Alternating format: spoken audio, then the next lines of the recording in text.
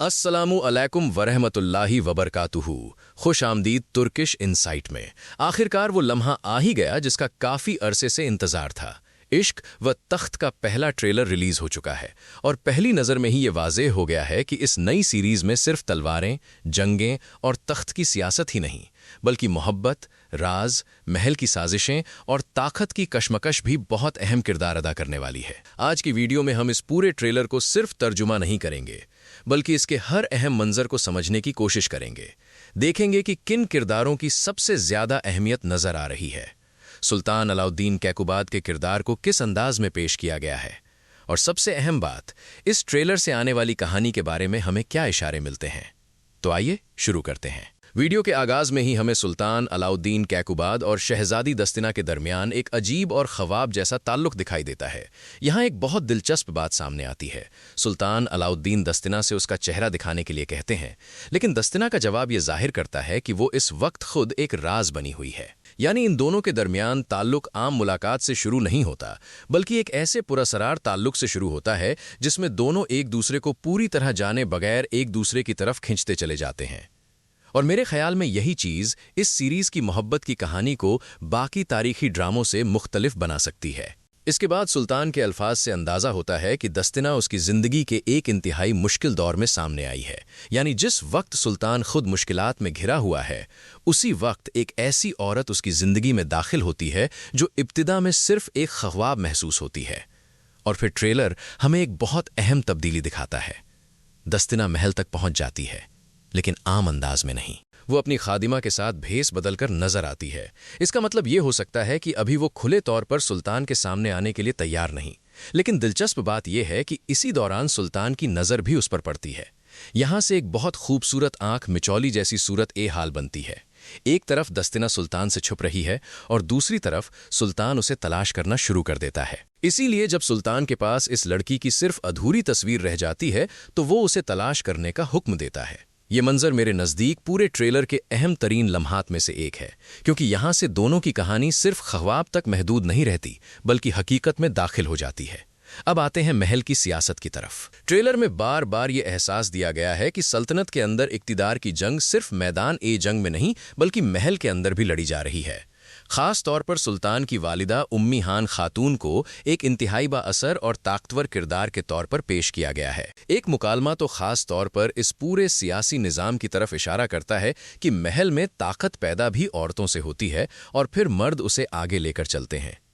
इस एक मुकालमे से आप अंदाज़ा लगा सकते हैं कि आने वाली अक़सात में महल की सियासत कितनी अहम हो सकती है। दूसरी तरफ हमें सुल्तान की अहलिया मलिका खातून का किरदार भी नुमायां नजर आता है, और ऐसा महसूस होता है कि वो सिर्फ एक मुआविन किरदार नहीं, बल्कि कहानी के अहम हिस्से में शामिल होंगी। अब ट्रेलर के एक और अहम पहलू की तरफ आते हैं, तख्त। सुल्तान अलाउद्दीन कैकुबाद के इक्तिदार में आने के साथ ही सिर्फ हामी नहीं, बल्कि मुखालिफ कुव्वतें भी मुतहर्रिक होती दिखाई देती हैं। एक मुकालमे में वाज़ेह तौर पर बदले और तख्त छीनने वालों के खिलाफ कार्रवाई की बात की जाती है। यानी कहानी में इक्तिदार की कशमकश सिर्फ सुल्तान और बैरूनी दुश्मनों के दरमियान नहीं होगी, बल्कि अंदरूनी दुश्मन भी अहम किरदार अदा करेंगे। और यही चीज़ मेरे ख्याल में इश्क व तख्त को सिर्फ एक मोहब्बत की कहानी बनने से रोकेगी। इसके साथ ट्रेलर में एक खतरनाक मुखालिफ कुव्वत की भी झलक दी गई है। यहाँ से हमें अंदाज़ा होता है कि सुल्तान के लिए असल चैलेंज सिर्फ महल के अंदर नहीं होगा, बल्कि सल्तनत की सरहदों पर भी खतरे मौजूद होंगे। मुमकिन है आने वाले ट्रेलरों में हमें इस दुश्मन के बारे में मज़ीद मालूमात मिलें और उसकी असल ताकत भी सामने आए। एक और चीज़ जिसने काफ़ी तवज्जो हासिल की, वो है सुल्तान अलाउद्दीन कैकुबाद की शख्सियत और मजमूई अंदाज। ट्रेलर में उन्हें एक बहुत बावकार, शाही और संजीदा अंदाज में पेश किया गया है।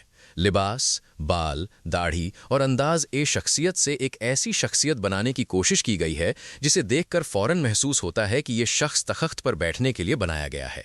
और तारीखी ड्रामों में ये चीज़ बहुत अहम होती है, क्योंकि सिर्फ अच्छा अदाकार काफ़ी नहीं होता, नाजरीन को पर्दा ए स्क्रीन पर बादशाह भी नजर आना चाहिए। और इस ट्रेलर में कम अज कम पहली झलक में ये तासुर काफ़ी मजबूत नजर आता है। अब एक सवाल जो बहुत से नाजरीन के जहन में आ रहा होगा, क्या इश्क व तख्त में ख़वातीन के किरदार ज़्यादा हैं और मर्दों के किरदार कम? पहले ट्रेलर की बुनियाद पर ऐसा ज़रूर महसूस हो सकता है, क्योंकि बहुत से अहम मंजर महल और ख़वातीन के किरदारों के गिर्द घूमते हुए दिखाई दिए हैं। लेकिन मैं समझता हूं कि सिर्फ पहले ट्रेलर की बुनियाद पर पूरी सीरीज का फैसला करना दुरुस्त नहीं होगा, क्योंकि अभी हमें सिर्फ तारुफ दिया गया है। मुमकिन है अगले ट्रेलरों में बड़ी जंगें, सियासी दुश्मनियां, फौजी किरदार और वो तमाम अनासिर भी सामने आएं जिनका इस इब्तिदाई ट्रेलर में ज्यादा जिक्र नहीं किया गया। और एक अच्छी तारीखी सीरीज सिर्फ मुसलसल जंगों से कामयाब नहीं होती। असल चीज़ ये है कि इसमें कहानी कितनी मजबूत है, किरदार कितने याद रहने वाले हैं और सियासत व जज्बात को किस तरह मुतवाजिन किया गया है। अगर इश्क व तख़्त ये तवाज़ुन बरकरार रखने में कामयाब हो गई तो फिर सिर्फ तलवारों की लड़ाइयाँ कम होने की वजह से इसे कमज़ोर करार देना मुनासिब नहीं होगा। अब ज़रा इस मोहब्बत की कहानी की तरफ वापस आते हैं। ट्रेलर में सुल्तान और दस्तिना के दरमियान जो पुरअसरार ताल्लुक़ दिखाया गया है वो मुझे इस मंसूबे का सबसे दिलचस्प हिस्सा लगता है। शुरू में ख्वाब, फिर राज, फिर महल में आमने सामने आना और फिर एक दूसरे को तलाश करना। यानी दोनों का ताल्लुक़ एक आम मोहब्बत से शुरू नहीं होता, बल्कि इब्तिदा ही में किस्मत, दुश्मनी और इक़्तिदार तीनों एक साथ मौजूद हैं। और यही वो चीज़ है जो आगे चलकर इस ताल्लुक़ को बहुत ड्रामाई बना सकती है। एक तरफ तख़्त होगा, दूसरी तरफ सल्तनत की दुश्मनियाँ, और इन सब के दरमियान सुल्तान और दस्तिना की कहानी। अगर मुसन्निफीन ने इस ताल्लुक़ को अच्छी तरह आगे बढ़ाया तो ये सीरीज़ का सबसे मजबूत जज्बाती हिस्सा बन सकता है। एक और अहम सवाल ये है कि क्या हमें मज़ीद बड़े तारीखी किरदार भी नजर आएंगे? पहले ट्रेलर से अभी इस बारे में कोई हतमी बात कहना मुश्किल है, लेकिन तारीखी पस ए मंज़र को देखते हुए ये इम्कान मौजूद है कि आगे चलकर मज़ीद जंगजू, सिपहसालार और तुर्क कबीलों के किरदार कहानी का हिस्सा बने। और अगर ऐसा होता है तो सीरीज़ का दायरा काफ़ी बड़ा हो सकता है। अभी मैं सबसे ज़्यादा ये देखने के लिए पुरजोश हूँ कि सुल्तान अलाउद्दीन कैकुबाद के इक़्तिदार की जंग को किस गहराई के साथ दिखाया जाता है, क्योंकि अगर सिर्फ मोहब्बत को मरकज़ में रख दिया गया तो तारीखी ड्रामे के शायकीन शायद पूरी तरह मुतमईन न हों। लेकिन अगर इश्क के साथ साथ तख्त की सियासत, सल्तनत के दुश्मन, अंदरूनी बढ़ावतें और जंगें भी मुनासिब अंदाज में शामिल की गईं तो फिर इश्क व तख्त एक काफ़ी दिलचस्प इम्तिजाज बन सकती है।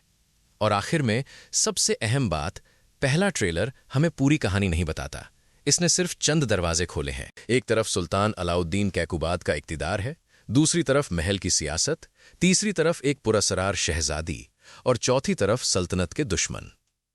अब असल सवाल यह है कि इन सब कहानियों को एक दूसरे के साथ किस तरह जोड़ा जाता है, और यही चीज इश्क व तख़्त की कामयाबी या नाकामी का फैसला करेगी। मेरे नज़दीक पहले ट्रेलर ने कम अज़ कम तजस्सुस ज़रूर पैदा कर दिया है, ख़ास तौर पर सुल्तान अलाउद्दीन कैकुबाद की शख्सियत, दस्तिना के साथ पुरअसरार ताल्लुक़ और महल के अंदर होने वाली सियासत। ये तीनों अनासिर काफ़ी उम्मीद अफजा नज़र आ रहे हैं। अब आप लोग बताइए, इश्क व तख़्त का पहला ट्रेलर आपको कैसा लगा? क्या आपको इसकी मोहब्बत की कहानी ज़्यादा दिलचस्प लगी या तख़्त और सियासत वाला हिस्सा? और क्या आपको लगता है कि आने वाले ट्रेलरों में हमें ज़्यादा जंगी मंजर देखने को मिलेंगे? अपनी राय तबसरे में ज़रूर बताइएगा।